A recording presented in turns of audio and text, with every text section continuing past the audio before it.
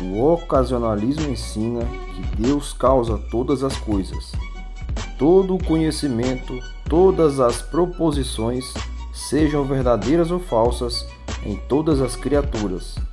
Deus também controla todos os eventos e controla ativamente tudo o que acontece no mundo. Deus causa todas as proposições verdadeiras. A palavra de Deus ensina que Deus é aquele que causa todo o conhecimento e faz com que alguém creia na verdade, de maneira que Ele é o Criador, sabedor, possuidor e causador de todo o conhecimento. Deus é soberano sobre a mente de todas as suas criaturas. Vamos começar nossa análise de textos bíblicos. Bem-aventurado aquele a quem tu escolhes e fazes chegar a ti, para que habite em teus átrios. Nós seremos fartos da bondade da tua casa e do teu santo templo.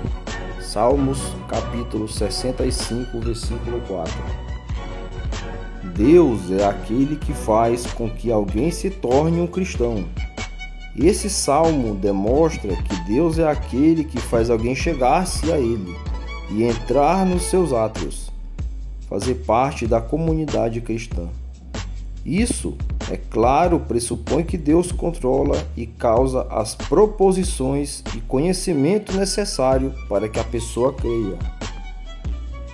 Contudo, o homem tem um espírito, e o sopro de Shaddai, o Todo-Poderoso, que lhe proporciona entendimento.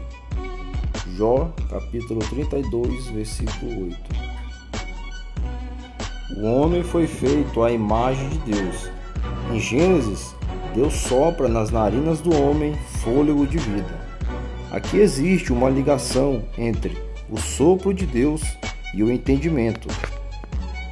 É pelo sopro da boca de Deus que o homem recebe entendimento. Isso é causação direta de proposições de Deus com o espírito humano.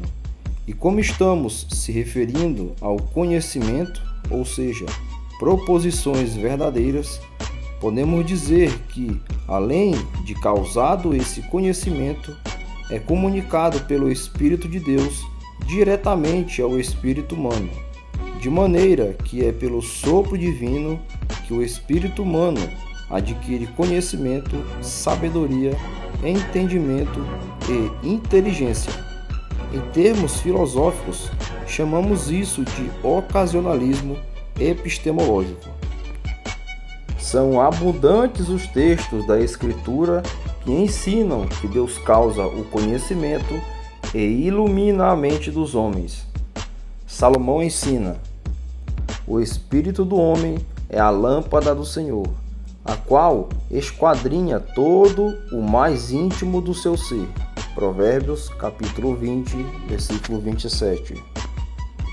Note que aqui Salomão fala do homem, no sentido geral. No contexto, ele está falando de todos os homens e não somente dos eleitos. Isso significa que o espírito de todo homem recebe uma iluminação divina direta de Deus e o esquadrinha intimamente. A analogia aqui é que o espírito humano é como uma lâmpada que é iluminada pela luz divina.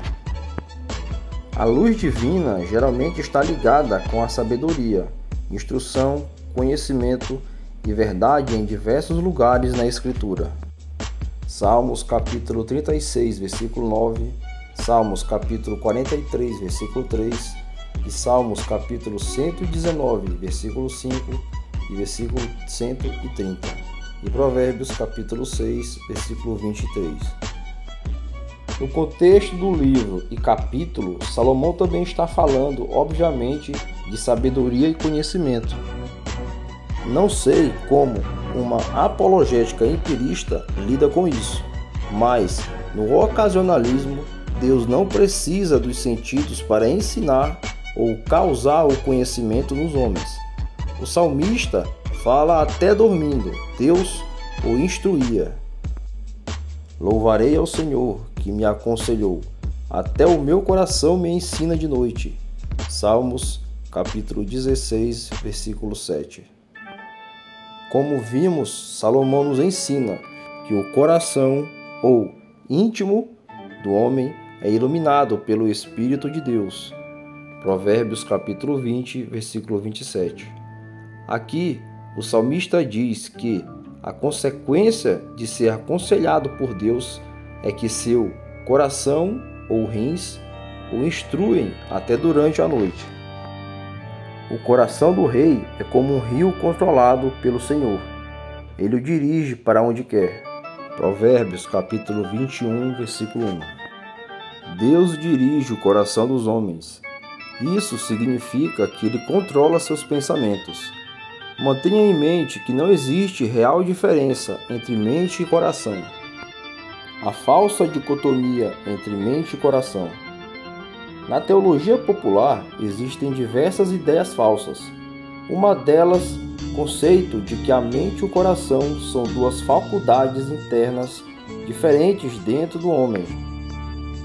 Essa ideia de divisão da mente e coração geralmente vem da tradição cristã. Podemos ver isso também na ideia de vários autores reformados.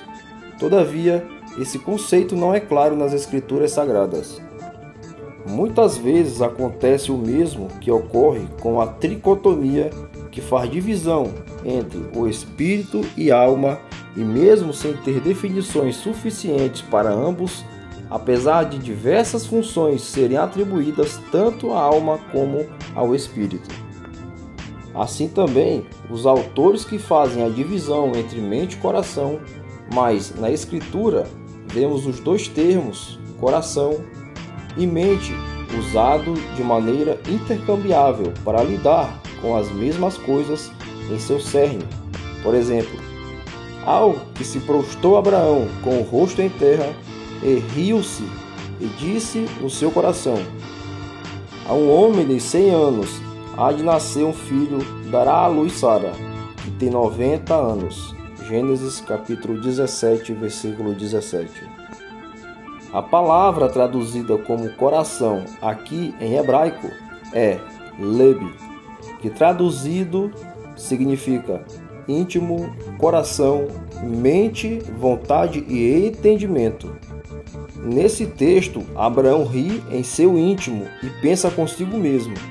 Isso é uma atividade inteletiva. A mesma palavra aparece em outros textos que expressam sentimentos e intenções. Não me disse ele mesmo, é minha irmã? E ela mesmo me disse, ele é meu irmão. Na sinceridade do meu coração e na inocência das minhas mãos fiz isto. Gênesis capítulo 20, versículo 5. A raiz hebraica aqui é a mesma palavra, e ele se refere à sinceridade e intencionalidade. E antes que acabasse de falar em meu coração, eis que Rebeca saía com seu cântaro sobre seu ombro, e desceu à fonte e tirou água, e lhe disse, rogo-te que me dês de beber. Gênesis capítulo 24, versículo 45. Aqui o servo falava no seu interior orando a Deus. Isso significa que a mente e o coração são o mesmo para Deus, são unívocos.